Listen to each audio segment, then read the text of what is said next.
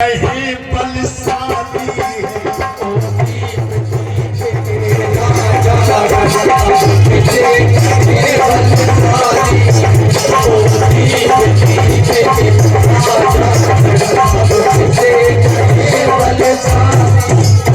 ने कहा सभी लोग बताओ मैं किससे कह दूं कि तू वीर है, तू बहादुर है। ओ दीप दीप के राजा अब किसे कहे बलशाली है, मुझको तो ये अब ज्ञात हुआ धरती वीरों से खाली है, मुझको तो ये ज्ञात हुआ धरती वीरों से खाली है, मुझको तो ये ज्ञात हुआ धरती वीरों से खाली है। सुंदर है धरती माँ, अगर मुझे ये पहले पता चल जाता कि तेरी गोद वीरहीन हो चुकी है तो मैं ऐसा संकल्प कभी नहीं लेता। पहले जो हमें पता होता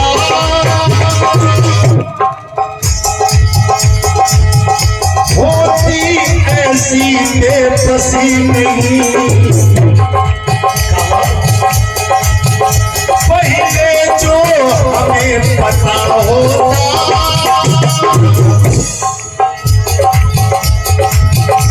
होती ऐसी बेबसी नहीं, सीता को तुम्हारी नैना दुनिया में होती हंसी, सीता को तुम्हारी नैना दुनिया में होती हंसी, सीता को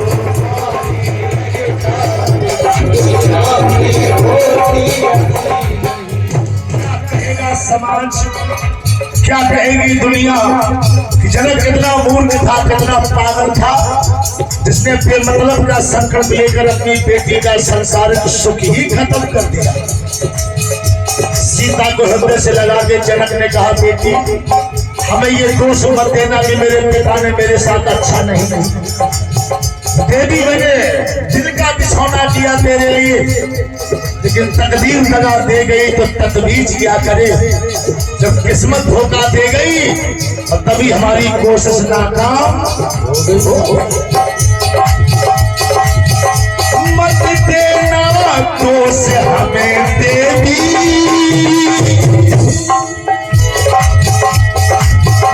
ना दिल से याद भुला देना,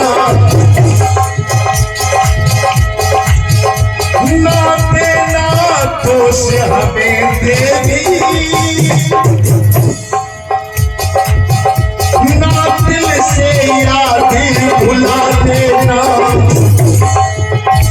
तपस्वी बनना जोगिन बनना,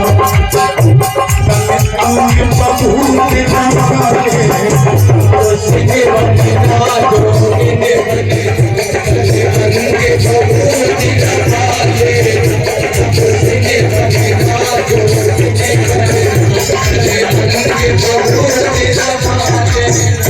जिसका कोई नहीं उसका भगवान होता है। संसार में कोई इंसान तेरे जीवन को सहारा देने के लिए नहीं आया तो देवी तेरी जिंदगी को भगवान सहारा दे। किया पर हंसी हुई और प्रेम का बंधन टूट गया, मेरा दोष नहीं हमसे तो विधाता टूट गया, मेरा दोष नहीं हमसे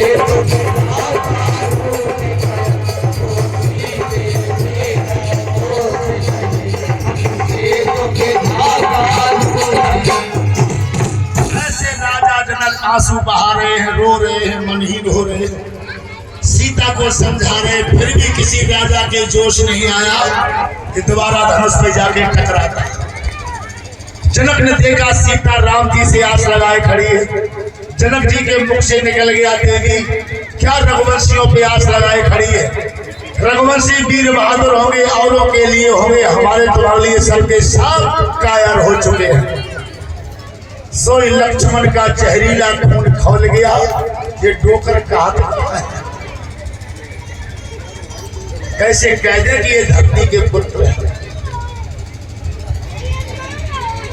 राम जी भी नहीं बोल रहे हैं, गुरु जी भी नहीं बोल रहे हैं, और जनक सरासर हम लोगों की बेइज्जती करते चले जा रहे हैं। तुरंत मंच से कूदकर लक्ष्मण बोला, भैया तुमने सुना, रघुवंश सिनेमा जाको होई, और ते समाज अस कहा न कोई, कही जनक जस अनुचित वाणी। या तो जनक आपकी पहचान न कर पाते और ऐसे वैसे शब्द बोलते तो मैं सह लेता, आपकी हथेली से जनक राज ने पहचान भी कर ली और फिर भी ऐसे शब्द बोलते ये कलेजे पार हो रहे। सच्चे योद्धा सच्चे नाहर अपमान नहीं सह सकते भैया। रघुवीर राम के होते ही अनुचित वाणी कह डाली है।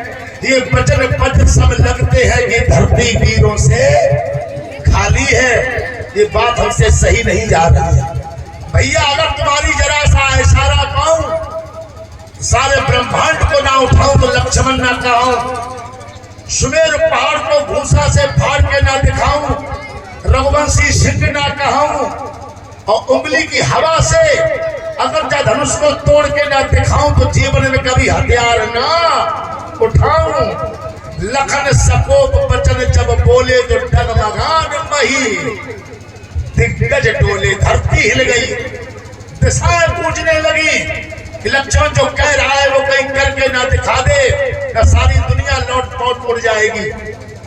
लेकिन राम ने ये अनुमति नहीं दी। तब तक राजा जनक ने देखा, हमें लगता छोटे ठाकुर को गुस्सा आ गया। चलो बच्चा है समझा है। जनक जी आए, बोले बेटे नाराज हो गए हो? लक्ष्मण बोला, वाह महात्मा जी वाह, कैसे कह दूं कि आप धरती पुत्र हो। पुत्र कितना भी बड़ा विद्वान क्यों ना हो जाए, पुत्र कितना भी बड़ा धनवान बलवान क्यों ना हो जाए, लेकिन माता को दोष लगाने का अधिकारी कभी नहीं हो सकता। कोई पुत्र अपनी माता को दोष लगाने का अधिकारी नहीं होगा। तो दोष लगाएगा अपने जीवन की खुशियों को मिट्टी में मिलाएगा। इसलिए माता को भूल के भी कभी दोष नहीं लगा।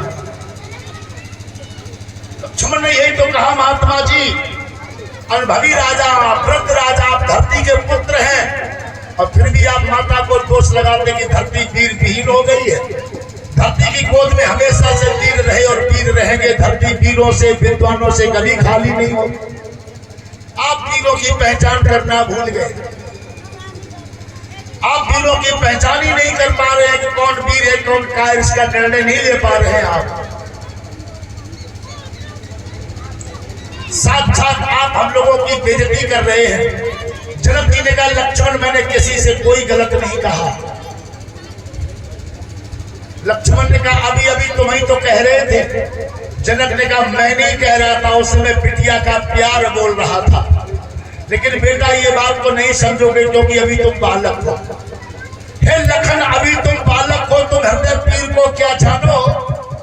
कन्या का पिता जानता है, तुम और अंदर की क्या जानो।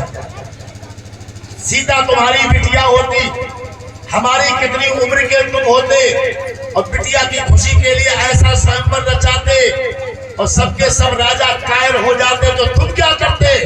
तुम भी यही करते जो हम कर रहे हैं। हर इंसान यही करता लक्ष्मण जो हम कर रहे हैं। इसलिए तूने देखा, हमसे किसी ने हमें नहीं रोका। क्यों नहीं रोका? ये सब जानते हैं। इस समय जनक नहीं बोल रहा है, इस समय बिटिया का प्यार बोल रहा है। इसलिए क्षत्रिय पुत्र सोच समझ कर बोलना सीखो और छोटी मोटी बातों को सहन करना मतलब गंभीर बनना सीखो। जो जीवन में गंभीर नहीं वो वीर धीर को क्या जाने, और जिसके नैनों में नीर नहीं लक्ष्मण वो पीर पर आई। अभी तू बच्चा है, शांत हो जा क्षत्रिय पुत्र, शांत हो जा। ऐसे लक्ष्मण को जनक ने समझाया। राम ने नेत्रों के इशारे से लक्ष्मण को अपने पास बुलाया। और कहा भैया शांत होके बैठ जाओ, धरती को दोष नहीं लगेगा, सीता कुंवारी नहीं रहेगी, वीरों की वीरता नहीं मिटेगी, लेकिन वो शुभ घड़ी तो आ गई। जब तक गुरुजी आशीर्वाद नहीं देंगे, धनुष तोड़ने की आज्ञा नहीं देंगे, तब तक हम कैसे वहां जा सकते हैं? हमें तो शुभ समय का इंतजार है। अभी तो जनक के रोने का समय है, अब जनक के हंसने का समय आने वाला है। वो समय तो आने दो। थोड़ी देर बाद जब अच्छा समय आया तो विश्वामित्र ने ज्योतिष शास्त्र से समझा अच्छा समय आ गया। विश्वामित्र समय शुभ जानी, अब बोले अत स्नेह में वाणी।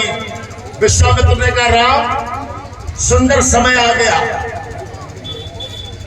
धरती को दोष लग रहा उसे बचाओ, तुम्हारे सामने संत रो रहा उसे हंसाओ, और वीरों की वीरता धूमिल हो रही उसे बचाओ।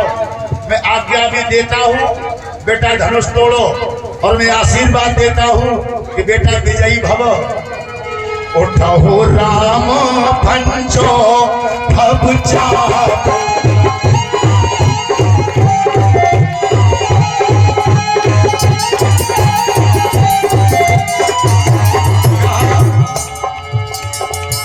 उठो राम जो भव चापू, मैं तो लाल जनक परितापू।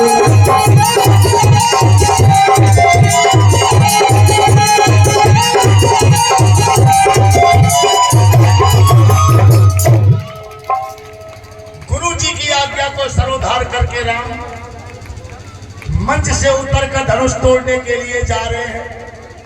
सीता जी भी तमाम तरह की मनोतियां मनाती। अंत में सीता ने कसम खा ली कि धनुष अगर राम से न टूटा तो मैं दुनिया छोड़ दूंगी, फिर मैं किसके लिए जीऊंगी? मैं तो राम के लिए ही दुनिया में आई हूं। प्रभु रामचंद्र की ओर देख सीता ने ये प्रण ठान लिया, तो अंतर्यामी ने मन के भावों को जान लिया। तुरंत सीता को नेत्रों से समझाया, सीते धैर्य धारण करो, और गुरु को मन ही मन प्रणाम करके राम ने धनुष को पकड़ के उठा लिया। धनुष जैसे ही धरती से उठा, ऐसी चिंगारी छोड़ी कि सभी नर नारियों की आंखें में समा गई। अब कोई यही नहीं देख पा रहा है कि राम धनुष कैसे तोड़ रहे हैं। वो चिंगारी आंखों में घुस गए। कानों से चल चल की आवाज तो आ रही, लेकिन दिखाई कुछ नहीं दे रहा है। और थोड़ी देर बाद जब दिखाई दिया तो क्या दिखाई दिया? राम धनुष के टुकड़े अपने हाथों से जमीन की ओर फेंक रहे हैं। सोई लोगों ने जय घोष शुरू कर दिया, बोलिए प्रभु रामचंद्र की, ध्यानाथ की। ब्रह्मांड गूंज गया। राम को तीनों लोकों में नंबर 1 का वीर घोषित किया गया। एक सुंदर से मंच पर सजाया गया, और सीता से कहा चलिए राम के गले में जयमाल डालता। सीता जी जयमाल लेकर सखियों के साथ राम जी के पास जाती है। राम तो एक सीना ताने खड़े हैं, सीता लंबाई में छोटी है। सीता ने देखा उछल के माला डालूंगी फिर भी ना पड़ेगी जब तक राम झुकेंगे नहीं। राम ने कहा हम रघुवंशी सिंह हैं, बड़े बूढ़े के सामने हम झुक नहीं सकते। समाज में बड़े बूढ़े बैठे, और इन लोगों के बीच मैं आप लोगों के आगे झुक नहीं सकता। सखियों ने कहा कोई कुछ नहीं कहेगा, और कोई कहेगा तो मैं कह दूंगी हमारी लली अब छोटी है ताश और राम झुके। राम जी ने कहा तुम्हारी लली छोटी है तो लौटा ले जाओ, जब सियानी हो जाए तब जयमाला डरवाई थी। सीता अगर लौट जाएगी दोबारा आ जाएगी, और समाज में अगर इज्जत चलेगी बस जिंदगी में दोबारा लौट के नहीं आएगी। इसलिए इज्जत का विशेष ख्याल करना होता है। ऐसा कह के राम अकड़े, सीता ने आगे झुकना स्वीकार नहीं किया। उसी समय सीता ने लक्ष्मण को इशारा किया, वो शेष के अवतार धरती को उठा दे, ये भाभी तेरे भैया को जयमाल पहना दे। लक्ष्मण ने कहा माँ अगर धरती उठाएंगे तो बेऊ तो चले जाएंगे, ऐसे काम नहीं चलेगा। लक्ष्मण आया और बोला मैं कितना मूर्ख हूं, कितना पागल हूं कि मेरे बड़े भाई ने इतना बड़ा काम कर दिया और हमने उनके पैर तक नहीं छुए। ऐसे अपने आप को धिक्कारता हुआ लक्ष्मण राम के चरणों में आ गिरा, सर रख दिया, राम के चरणों में लेट गया, बोला भैया माफ कर देना जो प्रणाम करने में देरी हो। राम जी ने कहा जाओ बेटे माफ किया, उठो। लक्ष्मण नहीं उठ रहा है। राम के बार बार कहने पर लक्ष्मण नहीं उठा। सुई चतुर सखियन ने कहा सीता से अब बनी बात, जब माला डरवे वे नहीं झुके लेकिन भैया उठाए को तो झुके। अब वो मौका चूक न जाइयो। सीता ने कहा चिंता मत करो, हम फुल पोजीशन में खड़ी हैं, झुकन तो दे ही नहीं। राम जी ने देखा अगर हम लक्ष्मण को झुककर नहीं उठाएंगे तो सभी लोग कहेंगे कि राम तो बहुत मूर्ख है, तो छोटे भैया को उठा के छाती से नहीं लगा रहा है, सारे समाज में हमारी बदनामी हो जाएगी अगर मैं लक्ष्मण को नहीं उठाऊंगा। इसलिए राम अपनी इज्जत बचाने के लिए लक्ष्मण को झुककर के जैसे उठाते सोई सीता राम के गले में माला डालती है। ताली बजा के सभी लोग जय घोष करते हैं, बोलिए सियावर रामचंद्र की, बोलिए सियावर रामचंद्र की, बोलिए सियावर रामचंद्र की। राम सीता को सुंदर से सिंहासन पर विराजमान किया गया। अरे नाचत लोग लुटाई जनकपुर, नाचत लोग लुटाई जनकपुर, मंगल घड़िया छाई जनकपुर, मंगल घड़िया छाई जनकपुर।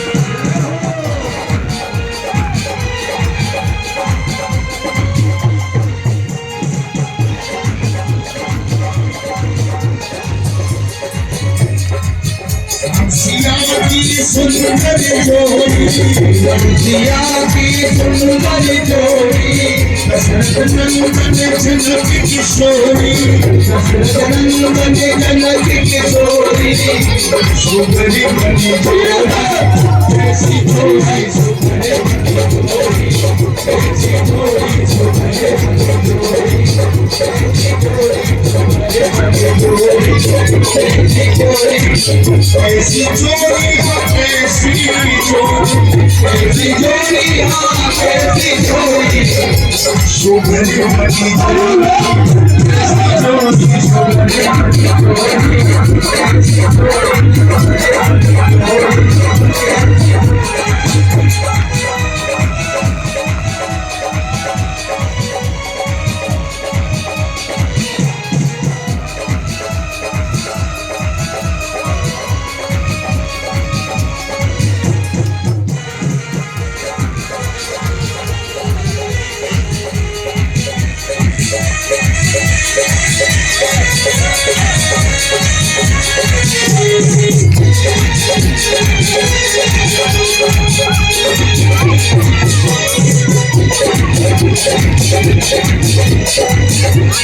राम सिया की सुंदरी जोड़ी राम सिया की सुंदरी जोड़ी दशरथ नंदन जनक किशोरी दशरथ नंदन जनक किशोरी सुघरी बनी जोड़ी ऐसी जोड़ी सुघरी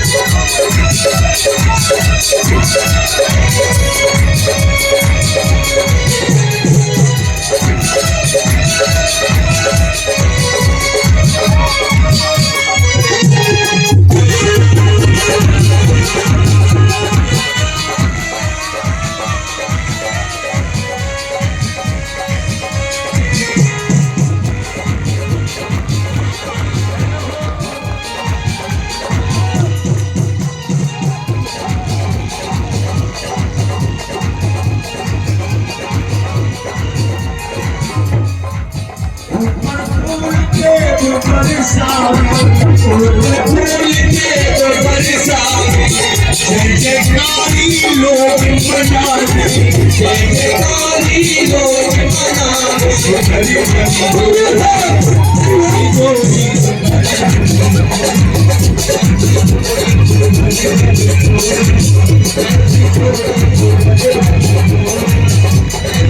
ऐसी जोड़ी हाँ कैसी जोड़ी कैसी जोड़ी हाँ कैसी जोड़ी कैसी जोड़ी हाँ कैसी जोड़ी कैसी जोड़ी हाँ कैसी जोड़ी सुघरी बनी कैसी जोड़ी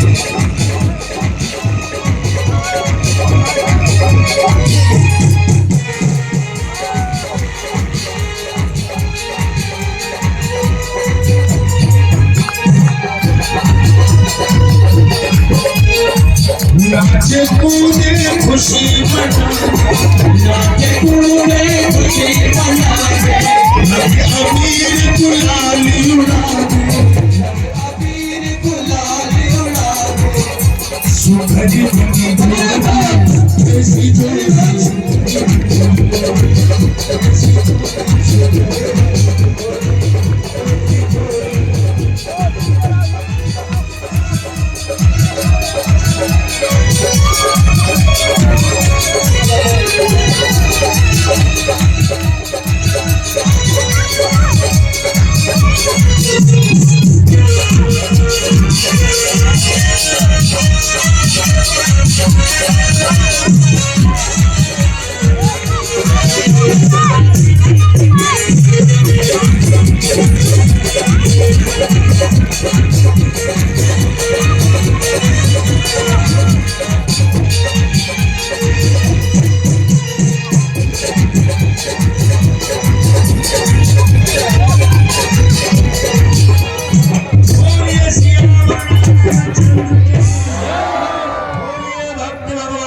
की, अयोध्यानाथ की, देशपुर पावन ग्राम की, अवतार भगवान की, सभी दानदाताओं की, सभी सहयोगकर्ताओं की, सभी समाज के भक्तों की, माता बहनों की, बहू बेटियों की, बाल बच्चों की, सभी बुजुर्गों की, सभी भाइयों की, भक्त भगवान की, महात्मा बुद्ध भगवान की, राम देवता की,